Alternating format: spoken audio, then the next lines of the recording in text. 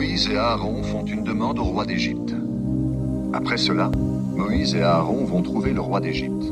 Ils lui disent, « Le Seigneur, Dieu d'Israël, te donne cet ordre. Laisse partir mon peuple dans le désert. Là, il doit célébrer une fête en mon honneur. » Le roi répond, « Quoi? Laissez partir les Israélites? Mais qui est ce Seigneur? Est-ce que je dois l'écouter, moi? Non, je ne connais pas le Seigneur, alors je ne vous laisserai pas partir. » Moïse et Aaron disent, « Le Dieu des Hébreux s'est montré à nous. Laisse-nous partir, nous marcherons pendant 3 jours dans le désert, et là, nous offrirons des sacrifices au Seigneur notre Dieu. Ainsi, il ne nous fera pas mourir par la peste ou par la guerre. » Le roi d'Égypte leur dit, « Moïse, Aaron, vous voulez empêcher les Israélites de travailler? Pourquoi donc? Occupez-vous de vos affaires. Maintenant, ces gens-là sont devenus nombreux, et vous voulez qu'ils laissent leur travail maintenant? » Le roi d'Égypte écrase les Israélites sur le travail. Ce jour-là, le roi appelle les Égyptiens qui surveillent les Israélites et les chefs d'équipe israélites. Voici ce qu'il leur commande. Avant, vous donniez de la paille aux Israélites pour faire des briques. Ne leur en donnez plus. Maintenant, ils iront la chercher eux-mêmes. Mais ils devront faire autant de briques qu'avant. Pas moins. Ces gens-là sont des paresseux. C'est pour cela qu'ils disent, partons pour offrir des sacrifices à notre Dieu. Écrasez-les sous le travail. Je veux qu'ils soient très occupés et qu'ils oublient ces mensonges. Les surveillants égyptiens et les chefs d'équipe israélites sortent du palais et ils vont dire aux Israélites, voici ce que le roi d'Égypte a décidé. On ne vous donnera plus de paille. Allez en chercher vous-même là où vous en trouverez. Et vous devrez faire autant de briques qu'avant. Alors les Israélites vont dans toute l'Égypte pour ramasser de la paille. Les surveillants égyptiens sont derrière eux. Ils disent, finissez votre travail. Chaque jour, faites autant de briques qu'avant, quand on vous donnait de la paille. Les Égyptiens frappent même les chefs d'équipe israélites qu'ils ont nommés. Ils leur disent, ces derniers jours, vous n'avez pas fait autant de briques qu'avant. Pourquoi donc? Alors les chefs d'équipe israélites viennent se plaindre au roi d'Égypte. Pourquoi est-ce que tu nous traites de cette façon? On ne nous donne plus de paille, mais on nous commande de faire des briques. De plus, on nous frappe. Ton peuple a tort. Le roi répond, vous êtes des paresseux. Oui, des paresseux. C'est pourquoi vous dites, allons offrir des sacrifices au Seigneur. Maintenant, allez, au travail. On ne vous donnera pas de paille, mais vous devrez faire autant de briques qu'avant. Les chefs d'équipe israélites le voient. Ils sont dans une situation difficile, puisqu'on leur commande de faire autant de briques qu'avant. Au moment où ils sortent de chez le roi d'Égypte, ils s'adressent vivement à Moïse et à Aaron, qui les attendent. Les chefs d'équipe leur disent que le Seigneur voit ce que vous avez fait, qu'il vous condamne. À cause de vous, le roi d'Égypte et ceux qui l'entourent nous détestent. Vous leur avez donné une arme pour nous tuer. Alors Moïse se tourne vers le Seigneur et dit, « Seigneur, tu as fait du mal à ce peuple. Pourquoi? Pourquoi est-ce que tu m'as envoyé ici? Depuis que je suis allé parler au roi d'Égypte de ta part, il fait souffrir les Israélites, et tu ne fais rien pour libérer ton peuple. »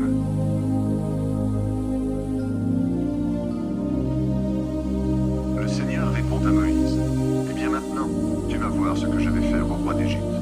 Ma main puissante l'obligera à laisser partir les Israélites. À cause de ma main puissante, il va même les chasser de son pays. » Dieu promet à Moïse de délivrer Israël. Dieu parle encore à Moïse. Le Seigneur, c'est moi.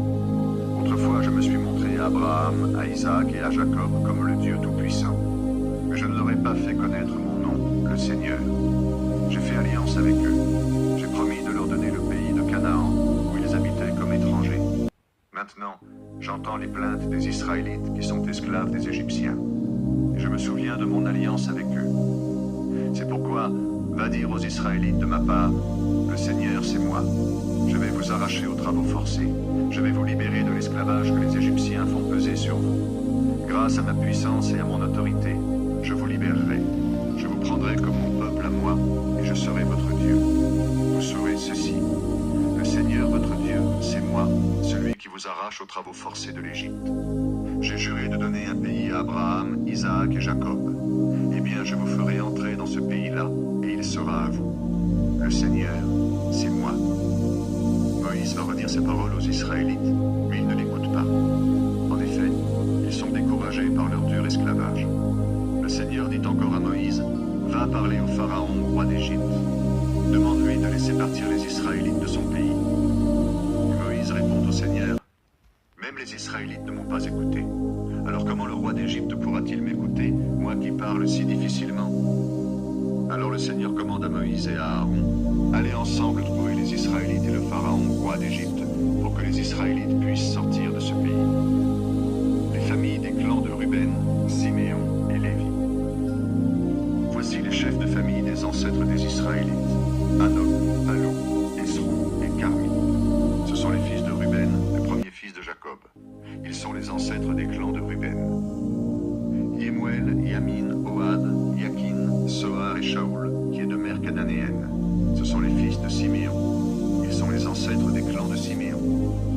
Voici les noms de ceux qui font partie de la famille de Lévi, selon l'ordre des générations. Lévi a eu 3 fils, Gershom, Kohath et Merari. Il a vécu 137 ans. Gershom a eu 2 fils, Libni et Shimei. Chacun est l'ancêtre de son clan. Kohath a eu 4 fils, Amram, Issar, Hébron et Uziel. Kohath a vécu 133 ans. Merari a eu 2 fils, Mali et Mouchi. Voilà les ancêtres des clans de Lévi, selon l'ordre des générations. Amram s'est marié avec sa tante Yochébed. Elle lui a donné 2 fils, Aaron et Moïse. Amram a vécu 137 ans. Issar a eu 3 fils, Coré, Népheg et Zikri. Uziel a eu 3 fils, Michaël, Élisaphan et Sidri. Aaron s'est marié avec Elisheba, la fille d'Aminadab, la sœur de Nachon. Elle lui a donné 4 fils, Nadab, Abihu, Elazar et Itamar. Coré a eu 3 fils, Assir, Elkana et Abiasaph. Ils sont les ancêtres des clans de Coré. Elazar, le fils d'Aaron, s'est marié avec une fille de Poutiel. Elle lui a donné un fils, Pinas. Voilà les chefs de famille dans les clans nés de Lévi. C'est à Aaron et à Moïse que le Seigneur a dit, faites sortir d'Égypte les Israélites en bon ordre. Moïse et Aaron vont donc parler au Pharaon, le roi d'Égypte, pour qu'il laisse sortir les Israélites de son pays. Dieu promet de nouveau à Moïse de libérer son peuple. Le jour où le Seigneur parle à Moïse en Égypte, il lui dit, le Seigneur c'est moi. Va répéter toutes mes paroles au Pharaon, roi d'Égypte. Moïse répond, je parle très difficilement. Le roi d'Égypte ne m'écoutera jamais.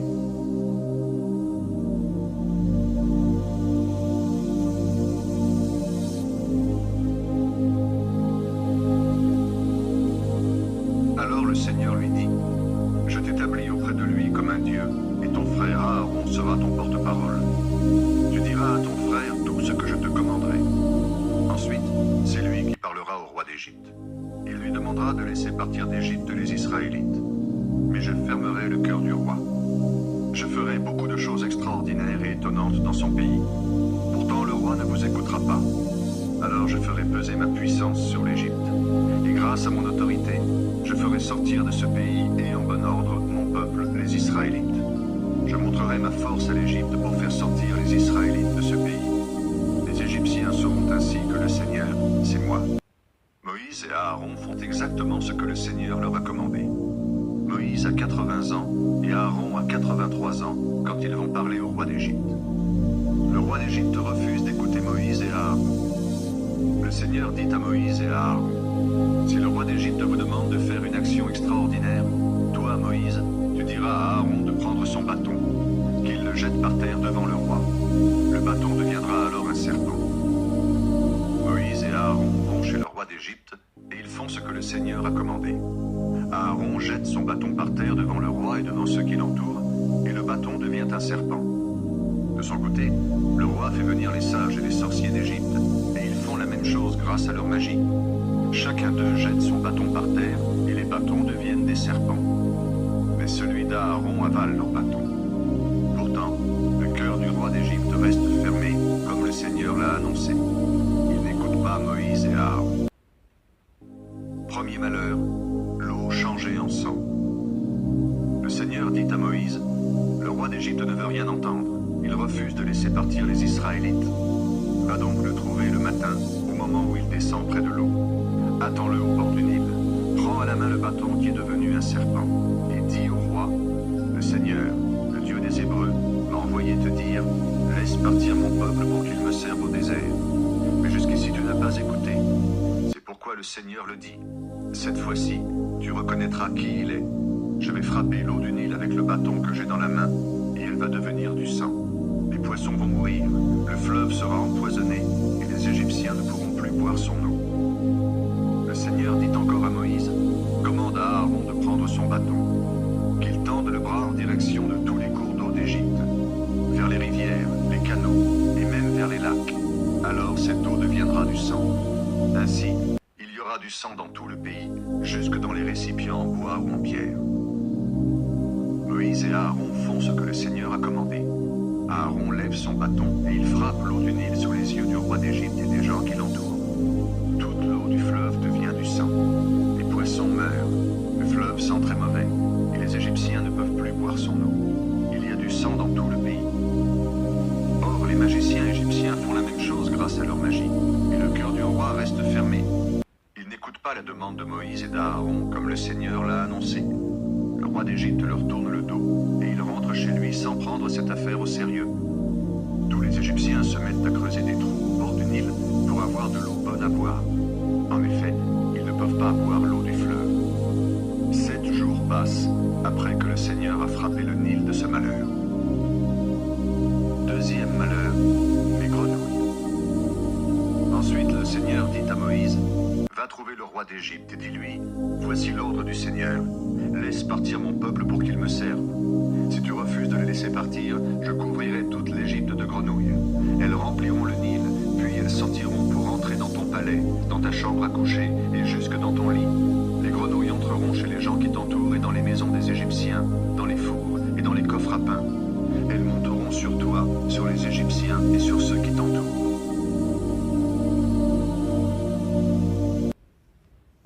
Le Seigneur dit encore à Moïse, commande à Aaron d'étendre son bras et de diriger son bâton vers les rivières, les canaux et les lacs. Alors les grenouilles couvriront toute l'Égypte.